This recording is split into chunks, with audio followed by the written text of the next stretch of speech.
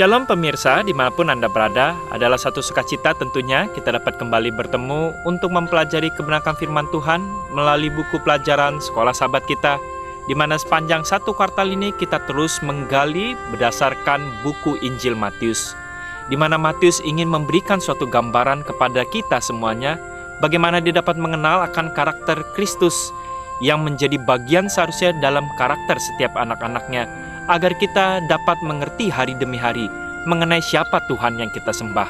Untuk itulah pada hari ini kita akan kembali mempelajari, undang setiap anggota keluarga kita agar kita dapat belajar bersama-sama.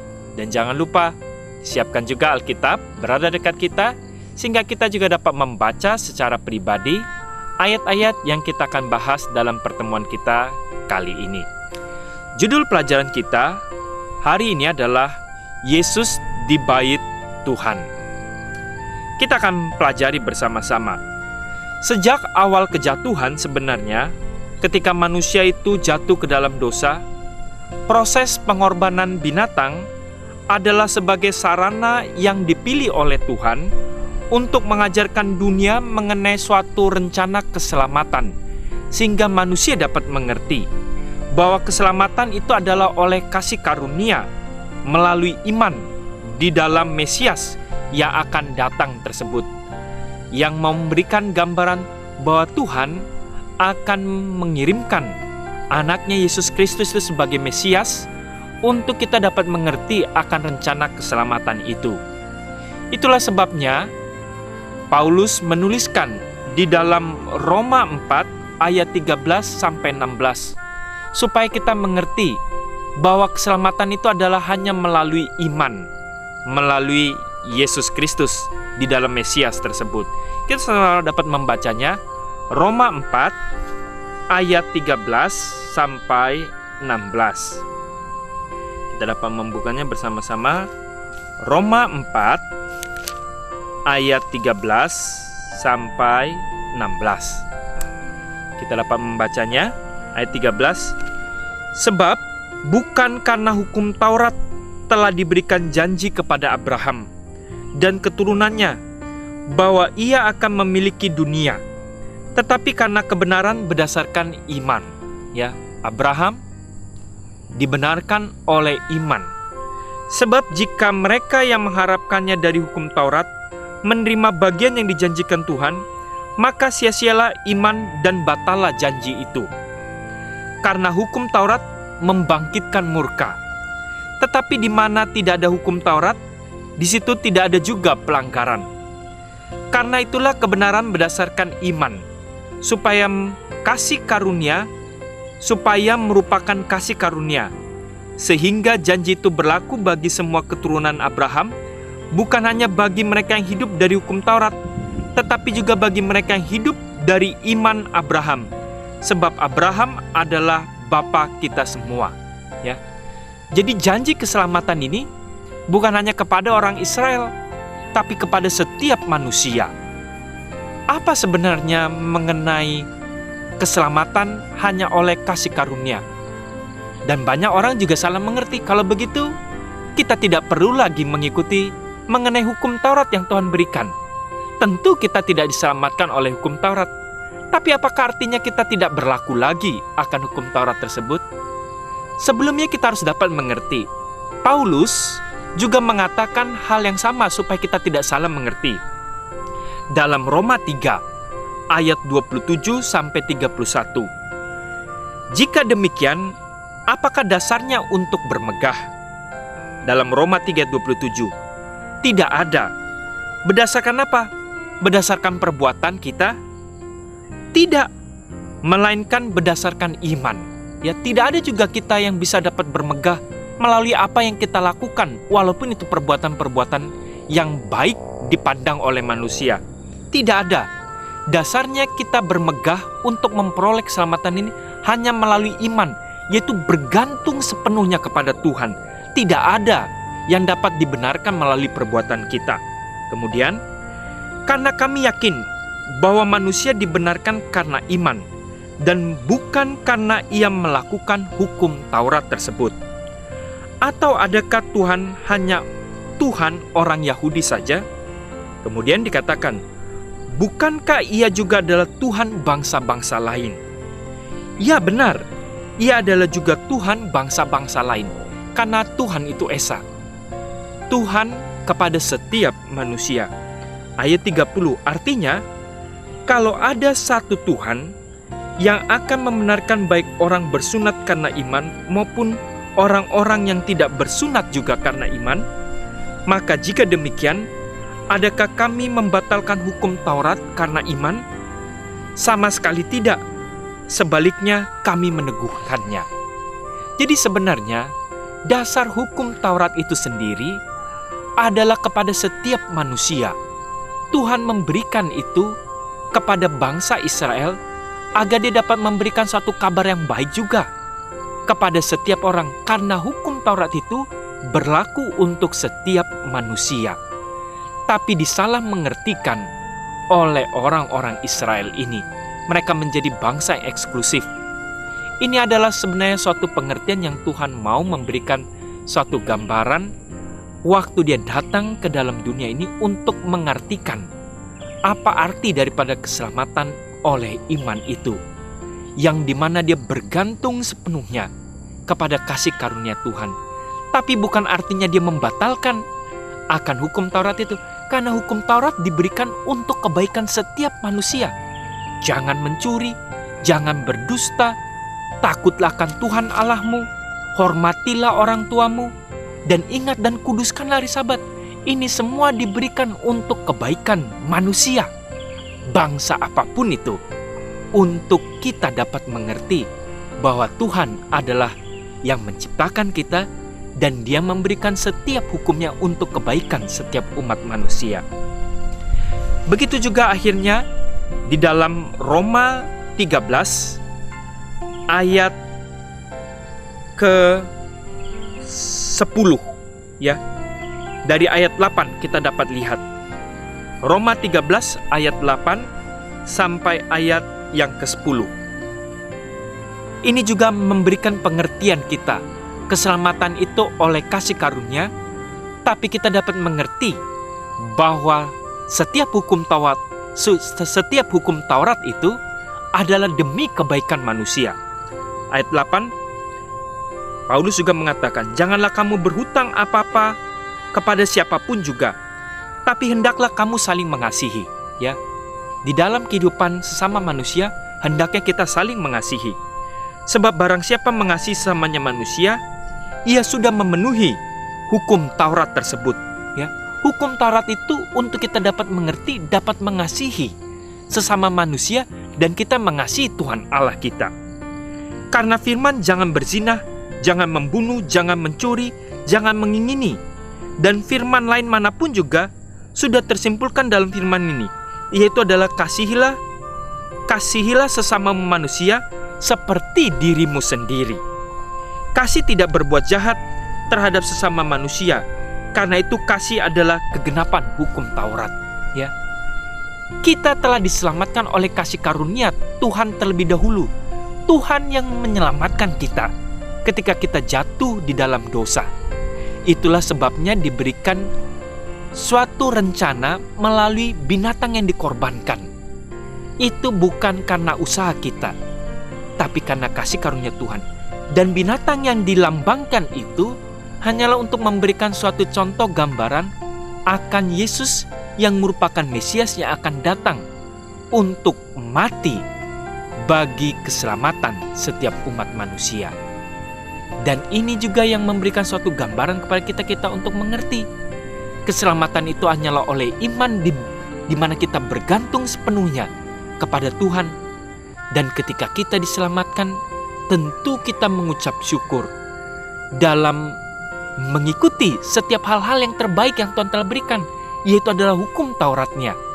Bukan sebagai beban, bukan karena kita menuruti untuk kita selamat, bukan. Tuhan telah memberikan keselamatan, dan sebagai gambaran kita telah memperoleh keselamatan itu, kita menerima pemberian yang terbaik, yaitu adalah hukum-hukum Tuhan demi kebaikan kita semuanya. Oke, kita akan lanjutkan. Suatu contoh yang kuat untuk kebenaran ini dapat ditemukan sebenarnya dalam sebuah proses gambaran itu mengenai binatang yang dikorbankan dalam Kejadian 4, di mana kisah kakak beradik Kain dan Habel dan tragedi yang terjadi atas penyembahan di antara hal-hal yang lainnya, ya. Tapi kita dapat melihat orang dari kisah dua kakak beradik ini, mana yang mau menurut untuk mengucap terima kasih atas kasih karunia itu, malah mana yang menolak dan berusaha melalui perbuatannya untuk melakukan yang terbaik. Ini adalah dua contoh manusia yang sepenuhnya diselamatkan oleh iman atau yang berusaha dengan setiap usaha yang dilakukan oleh dirinya sendiri.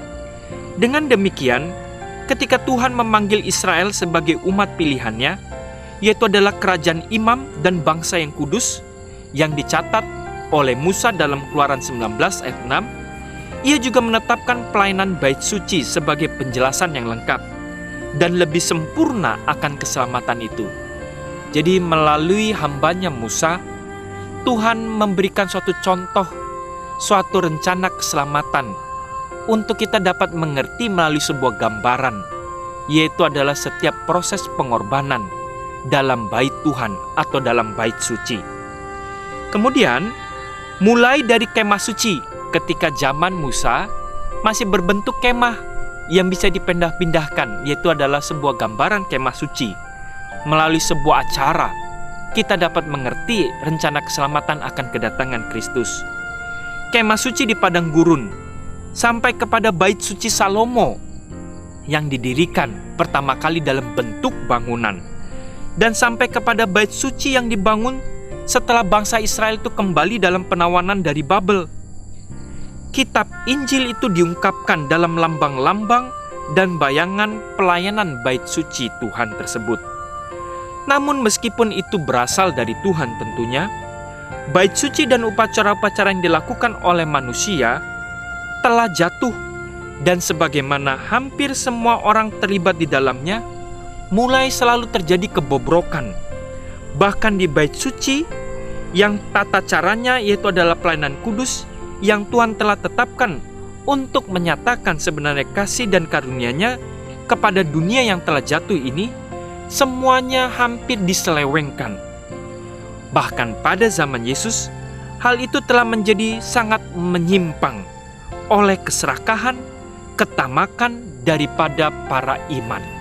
Ya, jadi para imam-imam yang telah dipilih untuk menjalankan setiap proses acara pengorbanan tersebut hanya untuk mau melambangkan sebenarnya akan kedatangan Kristus dan bagaimana proses itu yang seharusnya menunjukkan karakter Kristus, tapi malah para imam ini penuh dengan keserakahan dan dia tidak menunjukkan akan karakter daripada Yesus itu sendiri yang akan datang.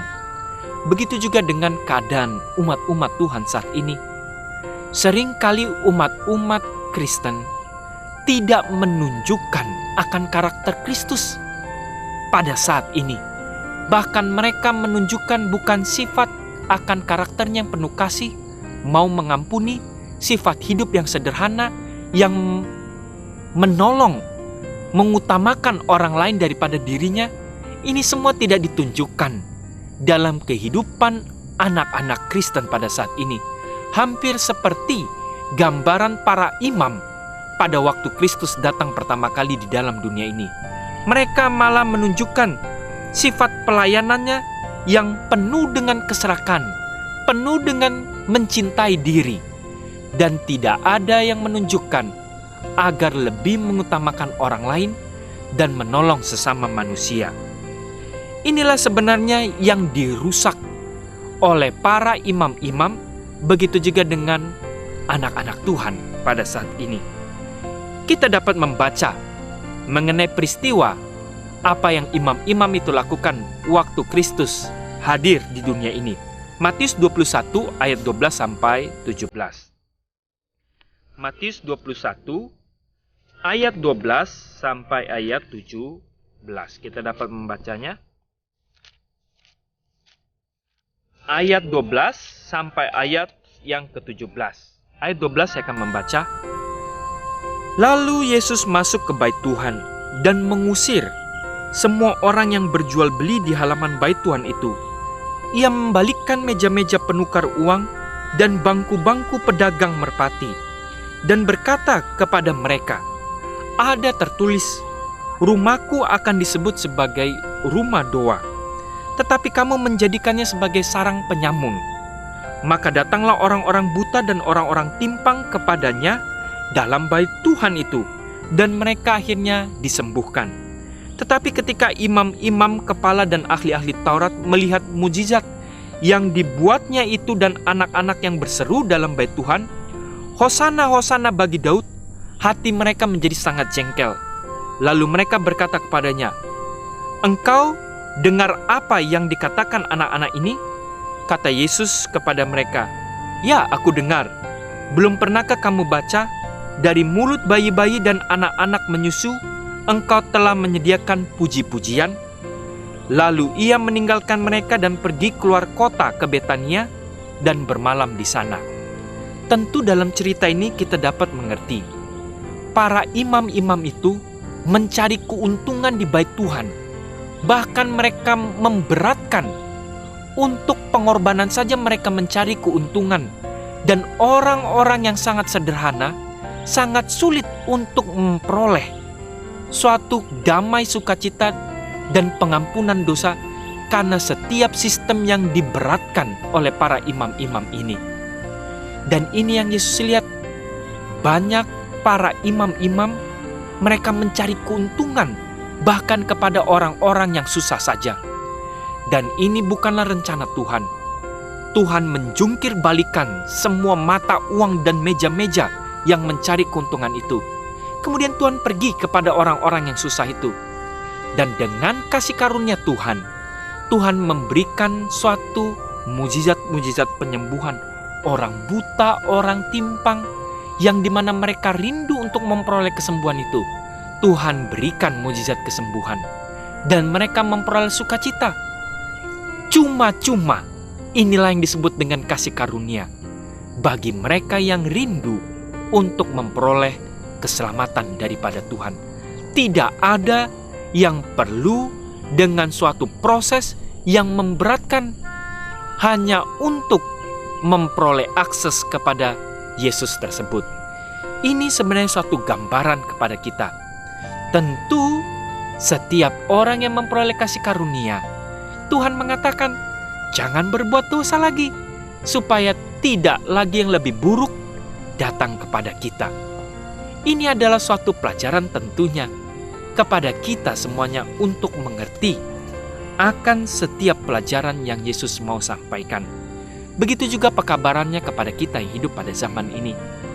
Keselamatan itu adalah oleh kasih karunia Tuhan. Untuk itulah Tuhan memberikan hukumnya agar kita mengerti ini yang terbaik kepada setiap umat manusia, walaupun sering disalahartikan banyak orang Kristen pada saat ini. Sebagaimana di banyak tempat lain, Yesus selalu mengutip kitab suci untuk membenarkan tindakannya. Menambahkan bukti bahwa sebagai pengikut Tuhan, kita juga harus menjadikan Alkitab pusat dari seluruh pandangan dan sistem moral di dalam umat manusia ini. Ya, hukum Tuhan itu menjaga agar kita mempunyai etika dan moral. Dan ketika kita langgar, walaupun satu daripada hukum Tuhan tersebut, maka moral akan semakin menurun. Ini yang Tuhan mau berikan kepada kita. Selain dia mengutip kitab suci, ada juga mukjizat penyembuhan orang buta dan orang lumpuh dan orang-orang sakit yang lain yang Tuhan mau sembuhkan. Semua ini memberikan bukti kuat dan meyakinkan akan sifat alamiah daripada keilahian dan panggilan Yesus itu. Begitu tragisnya bahwa mereka yang seharusnya menjadi orang yang paling peka dan terbuka kepada semua bukti ini adalah mereka yang berjuang paling keras bahkan menentang Kristus. Harusnya orang-orang Israel, orang-orang yang mengerti akan kebenaran firman Tuhan, imam-imam itu harusnya lebih membuka hati dan belajar rendah hati.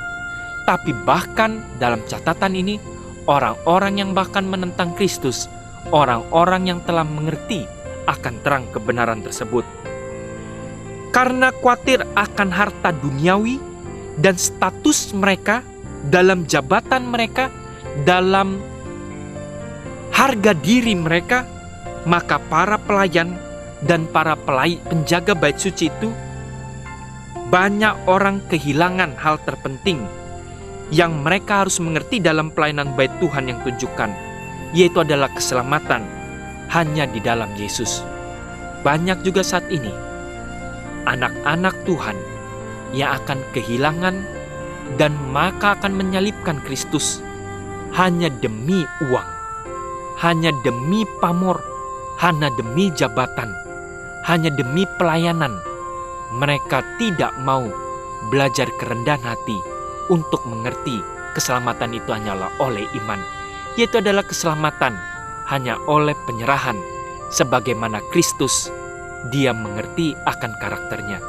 Inilah sebenarnya yang kita dapat belajar pada pelajaran kita hari ini. Yesus di bait Tuhan, apa maknanya? Yaitu kita mengerti setiap rencana keselamatan itu hanyalah oleh iman.